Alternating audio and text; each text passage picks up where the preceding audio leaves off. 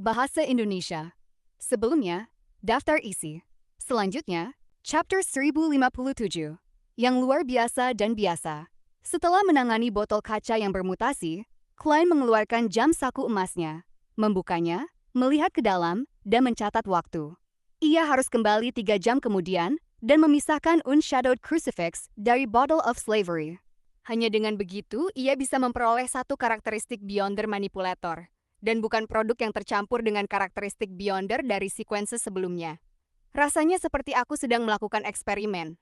Klein mengangguk pelan, menyimpan kembali jam saku dan kembali ke dunia nyata di mana ia bisa menikmati tidur siang yang sesungguhnya. Pada pukul 4 sore, pelayannya Anuni mengetuk pintu majikannya di bawah pengawasan butler Walter. Ada apa? Dalam pijamannya, Dwayne Dantes mengusap dahi dan membuka pintu kamar tidur. Anuni membungkuk dan berkata, "Tuan, Anda menerima undangan Madam Rihanna untuk teh sore kemarin malam. Itu hari ini."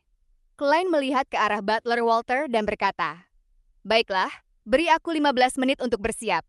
Kemudian ia memberi instruksi kepada pelayannya Anuni. "Masuk dan bantu aku mengganti pakaian." Saat hanya dia dan bonekanya yang tersisa di dalam ruangan, ia mengendalikan yang terakhir untuk mengeluarkan pakaian yang sesuai untuk teh sore. Sesekali mencuri pandang ke jam dinding. Setelah sekitar 10 menit, setelah mengikat dasi kupu-kupu dan mengenakan jasnya, ia melangkah 4 kali berlawanan arah jarum jam dan menuju ke atas kabut abu-abu. Pada saat itu, 3 jam telah berlalu sejak terakhir kali ia masuk. Ditempatkan di ujung meja perunggu panjang, botol kaca yang bermutasi yang sebelumnya terikat erat pada unshadowed crucifix dengan kekuatan kabut abu-abu, kini tidak lagi memiliki jala berkilau. Tampak seperti benda seni yang berubah menjadi barang biasa di jalan. Di bagian bawah botol kaca terdapat sejumlah besar materi keabu-abuan yang telah dibersihkan. Ia mengalir bebas, membentuk objek berbentuk hati seukuran kepalan tangan anak kecil. Tidak hanya terdapat kerutan di atasnya, tetapi juga retakan yang menyerupai mata. Adapun pola rumit, 3 dimensi, ilusi, label, dan simbol yang membentang ke dalam kekosongan, hampir identik dengan karakteristik Beyonder Hevin Rambis yang pernah dilihat Klein sebelumnya. Hanya sedikit berbeda, Klein melepaskan penekanan kabut abu-abu dan mengeluarkan unshadowed crucifix dari mulut botol.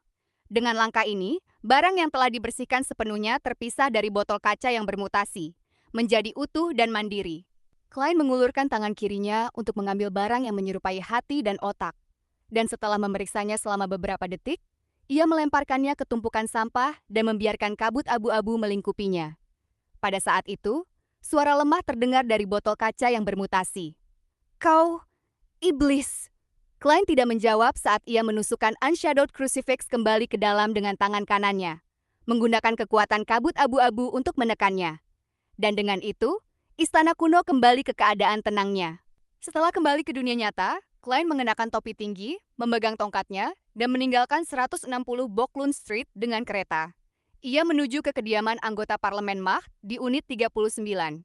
Di dalam ruangan kegiatan yang elegan di rumah anggota parlemen Mach, beberapa tamu duduk mengelilingi nampan bertingkat 3 yang rumit. Di depan mereka terdapat secangkir teh hitam yang menawan. Klein mengambil sandwich mentimun kecil dan menggigitnya sedikit. Dengan setengah bercanda, ia membagikan perasaannya yang sebenarnya. Dessert hari ini tampak sangat unik, baik itu kue wortel atau cream puff. Mach tertawa mendengar itu. "Dwayne, keterampilan observasimu sungguh luar biasa. Ini bukan soal keterampilan observasi seseorang. Selama seseorang tidak buta, tidak mungkin tidak bisa melihat bahwa bentuknya semua berantakan." Ia mengejek dalam hati sebelum berkata, "Ini terdengar seperti sesuatu yang luar biasa. Tentu saja, ini dibuat sendiri oleh Hazel. Kau bisa mencobanya nanti." "Meskipun dia tidak bisa mengontrol penampilannya dengan baik, rasanya memang enak," jawab Mach dengan bangga.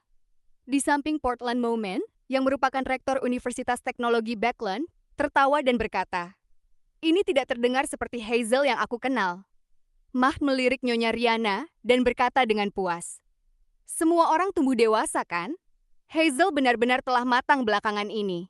Dia tidak hanya mau belajar kelas-kelas yang sebelumnya dibencinya sebagai persiapan untuk bersosialisasi dan menikah, dan sesekali membuat kue serta memainkan musik untuk kami, tetapi dia juga sering menawarkan untuk menemani ibunya menghadiri musikal, balapan kuda, berbelanja di toko serba ada, dan mendengarkan dengan diam di samping di berbagai salon dan pesta.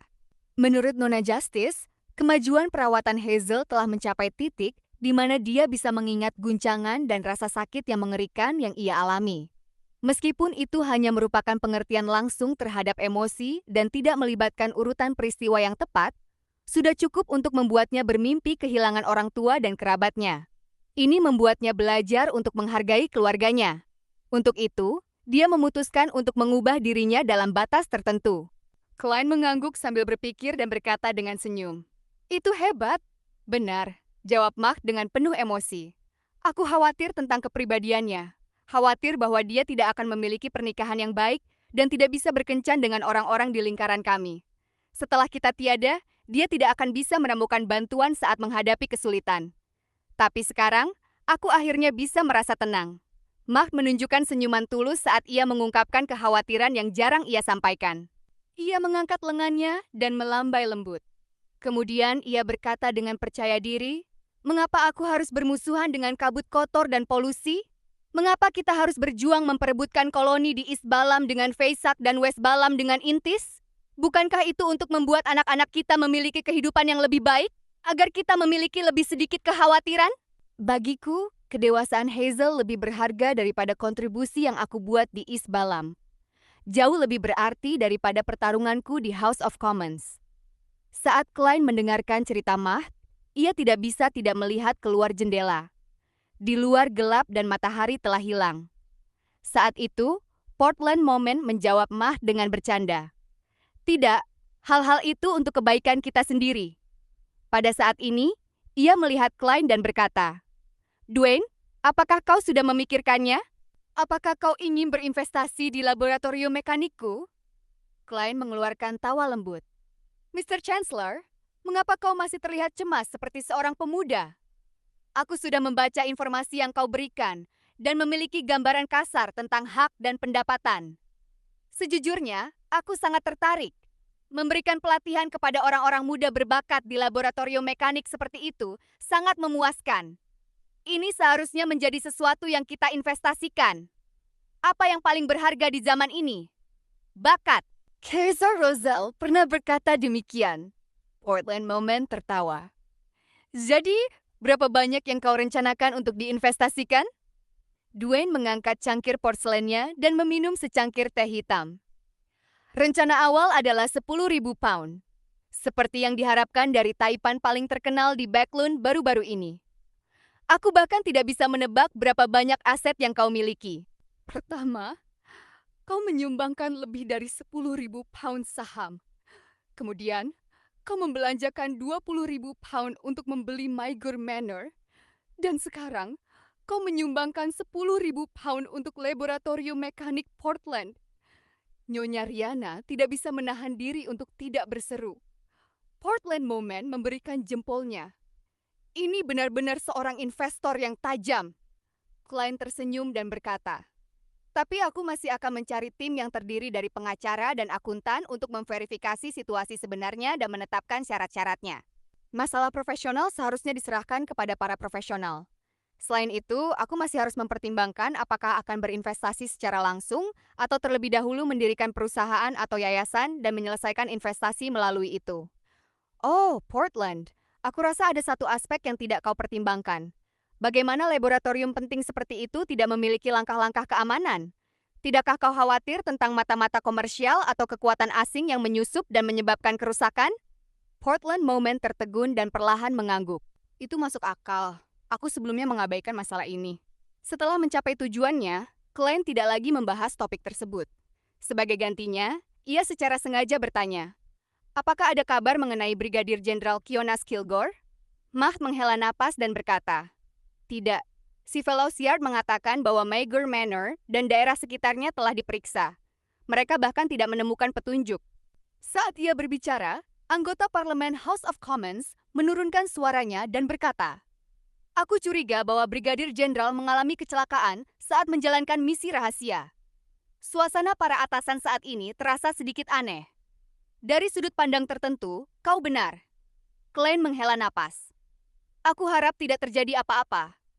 Di tengah teh sore, Klein mencatat waktu dan pergi ke kamar mandi.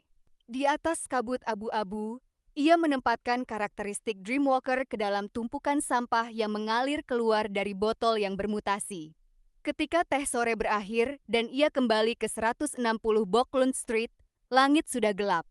Lampu jalan di kedua sisi jalan sudah dinyalakan lebih awal saat hujan menetes di jendela kereta. Kini, semua pertanyaan terfokus pada apa yang tersembunyi di reruntuhan Blood Emperor. Selama ketiga gereja menemukan masalahnya tepat waktu, mereka bisa mencegah banyak hal terjadi. Klein melihat lampu jalan yang terlihat kabur oleh hujan saat ia mempertimbangkan perkembangan terbaru. Untuk saat ini, selain menangkap Katarina, aku tidak bisa memberikan banyak bantuan. Selain itu, Sang Dewi sedang mencerna atau mengendalikan keunikan kematian. Dia mungkin tidak memiliki kekuatan untuk memberikan respons pada tingkat itu. Untuk menyelesaikan masalah ini, aku harus mendapatkan artefak tertutup grade 0 dengan efek yang terarah dari katedral suci, atau mengandalkan gereja uap dan badai, dan melihat dewa-dewa sejati mana yang akan merespons. Artefak tertutup grade 0 mungkin tidak cukup karena ini melibatkan raja para malaikat, dan mungkin ada pengkhianat di antara kedua gereja. Perjalanan dari 39 Boklund Street ke unit 160 tidak memakan waktu lama. Sebelum Klein bisa merapikan pikirannya, ia sudah kembali di depan pintunya. Ia tidak punya pilihan selain turun dari kereta. Saat ia mengganti pakaiannya di lantai 3, persepsi spiritualnya terpicu. Ia melihat Rainet Tineker keluar dari kekosongan dengan 4 kepala berambut pirang dan bermata merah di tangannya. Dari Sharon, sebuah dugaan muncul saat ia menerima surat itu. Benar, salah satu kepala yang dipegang oleh Rainet Tineker menjawab. Tanpa kata-kata lain, Klein membuka amplop dan mengembangkan selembar kertas. Hanya ada satu baris di dalamnya. Kami akan bertindak pada pukul 10 malam ini. sakuranovel.id. Sebelumnya, daftar isi. Selanjutnya, litenovel